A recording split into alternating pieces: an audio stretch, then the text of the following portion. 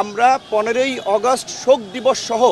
বিভিন্ন গুরুত্বপূর্ণ সিদ্ধান্ত যে সরকার নিয়েছে সেগুলো রিভিউ করতে বলেছি এবং আমরা সহ এখন পর্যন্ত যতগুলো রাজনৈতিক দল আজকের এই সভায় অংশ নিয়েছে প্রধান উপদেষ্টা এবং অন্যান্য উপদেষ্টাদের সাথে তারা পরিষ্কারভাবেই বলেছে 15ই আগস্ট এই আগস্ট হচ্ছে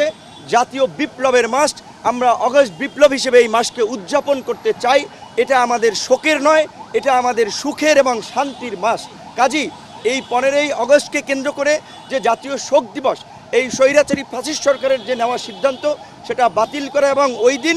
সরকারি যে ছুটি ছিল সেটাও বাতিল করে স্বাভাবিক কার্যক্রম চালু করা এবং আওয়ামী ফ্যাসিস্ট শক্তি 15ই আগস্ট থেকে 21শে আগস্টের মধ্যে ঢাকায় যে তাণ্ডব চালানোর একটা মহা পরিকল্পনা নিয়েছে, সেই পরিকল্পনায় সরকার যেমন আইনশৃঙ্খলা বাহিনীকে দিয়ে তারা মোকাবেলা করবে, একই সাথে আমরা এই আন্দোলনকারী ছাত্র জনতা নাগরিকদেরকে নিয়ে